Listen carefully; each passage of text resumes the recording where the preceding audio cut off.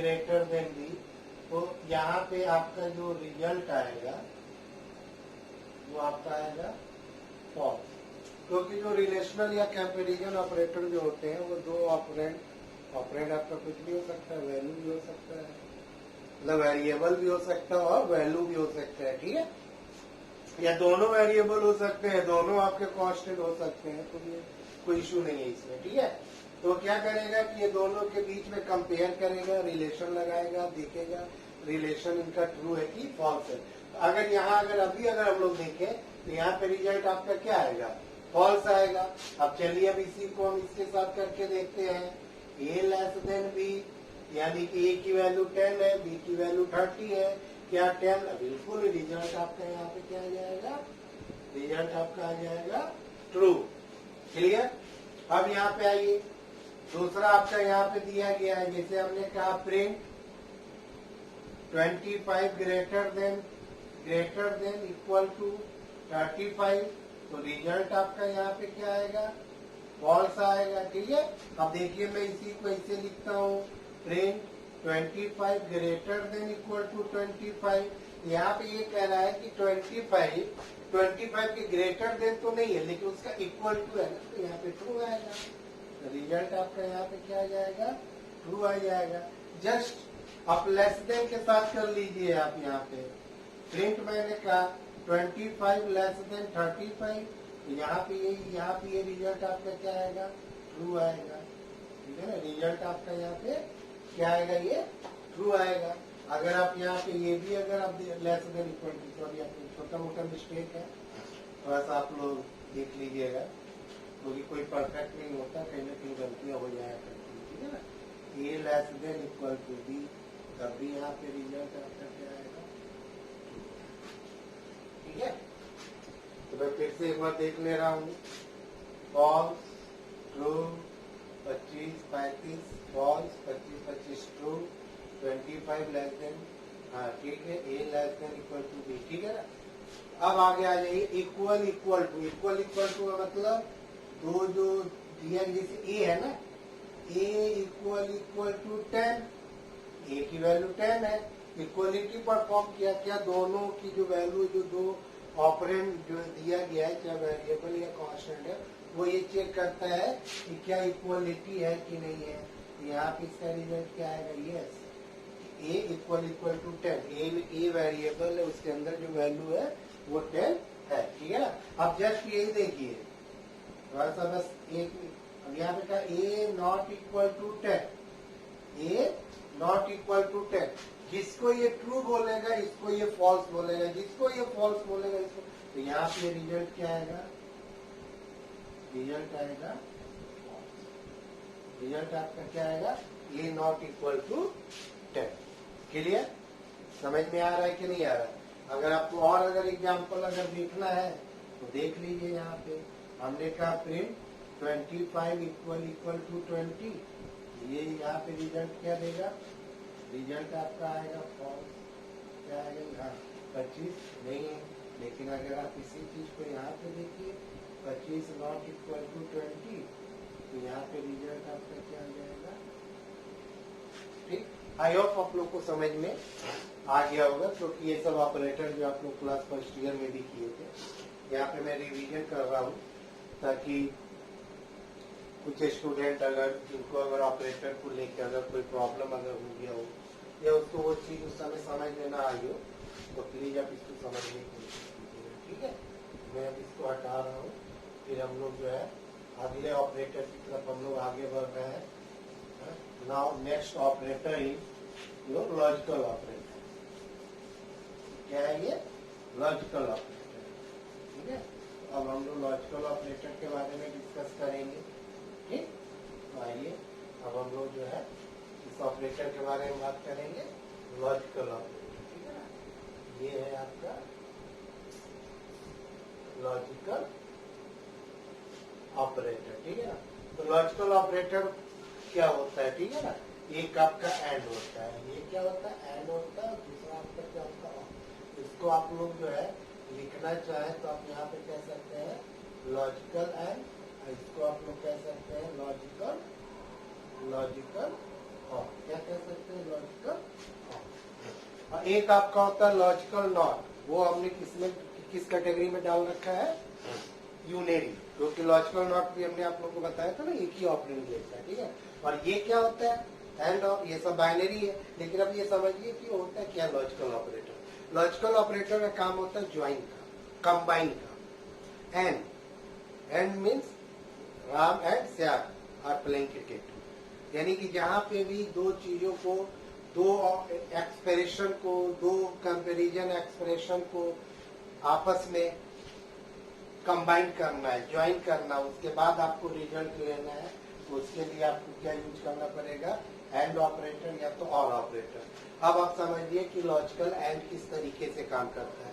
आपको बताया क्या गया है कि लॉजिकल एंड ऑपरेटर वो रिजल्ट ट्रू तभी देता है जब आपके द्वारा दिए गए जितने भी एक्सप्रेशन है, जो भी आपके रिलेशनल एक्सप्रेशन है, सभी के सभी क्या होने चाहिए, ट्रू होने चाहिए। अगर एक भी फॉल्स हो गया तो रिजल्ट आपका फॉल्स आएगा, ठीक है। तो जैसे कि फॉर एग्जांपल आप यहाँ पे थोड़ा सा ध्यान दीजिए, आप लोग को समझ में आ जाएगा। मान के चलिए integer age equal to 35, salary equal to 6000। अब मैंने कहा कि एज ग्रेटर देन 40 एंड यहाँ पे मैंने कहा सैलरी लेस देन 15,000, ठीक। अब इसी को मान लिया हमने आपको इफ के अंदर लगा दिया। किसके अंदर लगा दिया, इफ के अंदर। तो यहाँ पे देखेंगे कि दो कंपैरिजन एक्सप्रेशन है, रिलेशनल एक्सप्रेशन है। ये आपका एक्सप्रेशन 1 है और ये आपका एक्सप्रेशन क्या है, ये आपका 2 है। ये एक्सप्रेशन आपका क्या है, 2 है। तो अब यहाँ पे देखिए क्या है, पहला एक्सप्रेशन यहाँ पे क्या आ रहा है, फॉल्स आ रहा है, यानी कि पहला ही जो है एंड के साथ जो कंबाइन किया गया है, तो पहला ही यहाँ पे आपका क्या आ गया, फर्स्ट आपका फॉल्स हो गया। और अगला जो एक्सप्रेशन दिया गया किसके साथ दिया गया, एंड के साथ हो गया। तो जाहिर सी बात है कि एंड के साथ अगर पहला ही अगर एक्सप्रेशन अगर आपका फॉल्स हो जा रहा है, तो आपका पाइथन का जो कंपाइलर या इंटरप्रेटर वो आगे के एक्सप्रेशन को चेक करने के लिए नहीं जाएगा according to rule of and operator. क्योंकि एंड ऑपरेटर के केस में तो ऑल द इनपुट या all the expression must be true. तो इस केस में आपका ये पूरा का पूरा जो रिजल्ट आएगा, इफ के साथ क्या आ जाएगा, ये फॉल्स आएगा, यानी कि ये आपका क्या हो गया, ये फॉल्स हो गया, ठीक है। अब अगर आप इसको अगर अच्छे तरीके से समझना है, तो देखिए true and true and true and false and true, तो रिजल्ट आपका क्या आ जाएगा, फॉल्स आएगा। क्यों आएगा, क्योंकि ये ट्रू जब तक ट्रू मिलता गया तब तक वो आगे बढ़ता चला गया, ट्रू ट्रू ट्रू, यहीं पे इसका क्या मिल गया, ये फॉल्स मिल गया। तो ये ओवरऑल इसको पूरा वो क्या मानेगा, वो फॉल्स मानेगा, यानी कि यहाँ पे कंडीशन इसकी क्या होगी, वो फॉल्स हो चुकी है, ठीक है। अब आइए यही सेम चीज हम लोग और के साथ करके देखते हैं, ठीक है ना। और के साथ यहाँ पे मैंने कहा इफ एज ग्रेटर देन, मान के चलिए हमने यहाँ पे कहा 25 और सैलरी लेस देन 15,000। अब थोड़ा सा इसको आप लोग ध्यान दीजिएगा, ठीक है ना। ये आपका एक्सप्रेशन 1 है, इसका आपका एक्सप्रेशन भी आपका क्या है, 2 है। तो अब ये देखिए एज ग्रेटर देन 25, एज की वैल्यू क्या है, 25 है। पहला कंडीशन क्या हो गया, यहाँ पे पहला जो एक्सप्रेशन दिया गया ये ट्रू है, और अगला जो एक्सप्रेशन को जो है कंबाइन किया गया और के साथ क्या होता है, the logical or operator to return true if any one given expression is true, and logical or operator to return false if all the given expression are false। जब सभी के सभी false होंगे तभी false माना जाएगा, अदरवाइज कोई भी एक true उसको मिल जाएगा, उसको क्या मानेगा, वो true। तो अगर यहाँ पे देखा जाए ओवरऑल, क्योंकि ये पहला ही ट्रू हो गया है, आगे चेक करने नहीं जाएगा, उसको कोई मतलब ही नहीं है आगे ट्रू है कि फॉल्स है। तो ओवरऑल जो है ये आपका रिजल्ट आपका क्या आएगा, इफ, और यहाँ पे इफ है और इसके साथ ये क्या हो गया, ये ट्रू हो गया।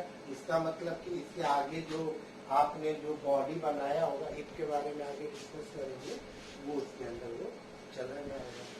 क्लियर? ये आपका था लॉजिकल ऑपरेटर। ये आपका क्या है? Logical operator. ठीक, अब आ जाइए, दूसरा ऑपरेटर है आपका असाइनमेंट ऑपरेटर। दूसरा आपका क्या है? Assignment operator. तो अब हम लोग जो है असाइनमेंट ऑपरेटर के बारे में जानेंगे। ठीक है, ये है आपका असाइनमेंट ऑपरेटर। तो इसमें कुछ है नहीं, वेरिएबल नेम इक्वल टू ये, यहाँ पे या तो कोई वैल्यू हो सकता है, या तो कोई ना कोई वेरिएबल हो सकता है, या तो कोई ना कोई एक्सप्रेशन हो सकता है। ठीक है, ठीक, ये जो होता है, ये इसी को हम लोग क्या कहते हैं? Assignment operator. इसी को हम लोग क्या कहते हैं? Assignment operator. असाइनमेंट ऑपरेटर का क्या मतलब होता है कि जो भी वैल्यू राइट साइड में दी गई है, या कोई वैल्यू हो या वेरिएबल हो या कोई एक्सप्रेशन हो, उसकी वैल्यू को क्या करता है? लेफ्ट साइड में जो वेरिएबल दिया गया है उसमें ये स्टोर करता है। देखिए फॉर एग्जाम्पल हमने कहा a equal to 10, b equal to 78.60, c equal to हमने क्या लिखा है यहाँ पे? सेंट्रल। ठीक है, तो ये वैल्यू यहाँ पे जा जाके स्टोर हो जाएगा। अब एक चीज और देख लीजिए, आप यहाँ पे 10 इक्वल टू a करेंगे तो ये इनवैलिड माना जाएगा। क्या माना जाएगा? इनवैलिड माना जाएगा। क्यों? क्योंकि असाइनमेंट ऑपरेटर के लेफ्ट में हमेशा मस्ट वेरिएबल होना चाहिए। तो इन सब छोटी छोटी चीजों का आप लोग को ध्यान रखना। ध्यान क्या रखना, ये चीजें आपको पता ही होगी। या अगर आप चाहिए तो आप ऐसे भी कर सकते हो, a into B plus 30 minus 2 upon 5 minus 3 into 8 upon modulo 3। तो ये आपका हो गया एक्सप्रेशन। ये आपका क्या हो गया? एक्सप्रेशन। तो इस केस में क्या होगा? पहले पूरा एक्सप्रेशन सॉल्व किया जाएगा और उसका जो भी रिजल्ट आएगा वो कहाँ स्टोर हो जाएगा? आपका सी में। ठीक है ना? ये एक्सप्रेशन कैसे स्टोर होगा, मतलब कैसे एवेल्युएट होता है, कैसे कंपाइलर पहले किसको करेगा, इसका हम लोग आगे भी एक वीडियो बनाएंगे। उस वीडियो में आपको बताएंगे प्रायोरिटी। क्या बताएंगे? प्रायोरिटी। हर ऑपरेटर की अपनी सारी प्रायोरिटी होती है। यहाँ जितना भी ऑपरेटर आप लोग को बताया गया है और इसके अलावा और जो भी चीजें हमारे पाइथन लैंग्वेज में यूज होती है, उसमें मैं बताऊंगा कि किस ऑपरेटर की प्रायोरिटी किस लेवल पे होती है। हम उसको जो है हाईएस्ट टू लोएस्ट अभी हम बताएंगे, लेकिन नेक्स्ट वीडियो में बताएंगे। ठीक है ना? तो फिलहाल आप इतना ये समझ लीजिए। ठीक है, अच्छा, तो ये तो असाइनमेंट ऑपरेटर हो गया। लेकिन इसी असाइनमेंट ऑपरेटर के कुछ वेरिएशन आते हैं। वेरिएशन मतलब उसको कहा जाता है शॉर्ट हैंड असाइनमेंट ऑपरेटर। उसको हम लोग क्या कहते हैं? Short hand assignment operator. Assignment operator तो शॉर्ट हैंड कुछ नहीं होता है, जो भी रिजल्ट है, जैसे प्लस इक्वल टू, तो जो वैल्यू दिया गया है, तो अगर a इक्वल टू दिया गया तो उससे पहले प्लस करेगा, देन इज टू, फिर minus equal to, into equal to, division equal to. ठीक है, अब जैसे मान के देखिए यहाँ पे जो बताने की कोशिश कर रहा हूँ आप समझिए। हमने कहा इंटीजर a इक्वल टू 10, हमने कहा a equal to a plus 20, मैंने क्या बोला? a equal to a plus 20। ठीक है ना? अब इसी को अगर हमको शॉर्ट हैंड में अगर लिखना होगा तो लिखेंगे a प्लस इक्वल टू 20, यानी कि a में a की वैल्यू के साथ b को जोड़ो और जो रिजल्ट है उसको कहाँ स्टोर कर दो? a में कर दो। ठीक है, अब जैसे कि मान के चलिए किसी ने लिखा है a इंटू इक्वल टू 5, तो ये तो आपका शॉर्ट हैंड है। अब इसी को अगर नॉर्मल में अगर आपको लिखना होगा तो क्या लिखेंगे? a equal to a into 5। Clear? ठीक, तो कुछ नहीं है। तो यहाँ पे जैसे कि अगर बोर्ड के पेपर में या आपके बुक में या कहीं पे भी आपको इस तरीके से मिले a प्लस इक्वल टू 20, इसका मतलब ये होता है कि a की वैल्यू में वो वैल्यू जो भी हो, या प्लस होगा या माइनस होगा या इंटू होगा या इक्वल, जो कुछ भी होगा वो ऐड होगा, या जो दिया गया ऑपरेटर वो होके वही वैल्यू कहाँ स्टोर हो जाएगी? a में। ठीक है, एक और एग्जांपल मैं आपको बता दूं। कि जैसे कि अगर कहीं लिखा हुआ है कि a equal to b plus 30, क्या लिखा गया है? a equal to a plus b plus 30 आपका लिखा गया है। ठीक है, इसको आप क्या लिखोगे? a plus equal to b plus 30। ये इसका क्या हो गया? Shorthand assignment operator. ठीक है, ये कुछ नहीं है, बस आप लोगों को समझना है, या एक आध बार जो भी आपका पाइथन का एडिटर है उस पर एक एक लाइन एक एक स्टेटमेंट का है, उसको आप देख के आप उसको समझ लीजिए। ठीक, तो ये आपका हो गया असाइनमेंट ऑपरेटर। बाकी जो बचा हुआ ऑपरेटर है वो ऑपरेटर जो है हम आपका एक अगला वीडियो बनाएंगे। तो बाकी बचे हुए जो बिटवाइज है या एंटिटी है, आइडेंटिटी ऑपरेटर है या मेंबरशिप ऑपरेटर है, तो जो भी ऑपरेटर है हम लोग उसमें उसको डिस्कस करेंगे, अच्छे तरीके से डिस्कस करेंगे। क्योंकि वे भी हो सकता है फर्स्ट ईयर में आप लोग को शायद बिटवाइज ऑपरेटर ना समझ में आया हो, या शिफ्ट ऑपरेटर ना समझ में आया हो, या मेंबरशिप ऑपरेटर वगैरह नहीं समझ में आया हो। आइडेंटिटी ऑपरेटर हो सकता है कि कंफ्यूजन हो, या किसी तरीके से आपको लगा कि चलो ठीक है। लेकिन जो नेक्स्ट वीडियो जो हम बनाएंगे, मेरी पूरी कोशिश रहेगी कि आप उन सारे ऑपरेटर के बारे में अच्छे तरीके से समझ लें, उसको जान लें, ताकि आप उसको जो है, जो भी मैंने कहा था सॉफ्ट एप्स आप लोग को इंस्टॉल करने के लिए, उसको आप इंस्टॉल कर लीजिए। किसी को इंस्टॉल करने में कोई प्रॉब्लम अगर आ रही है तो उससे जो है कांटेक्ट कर लें।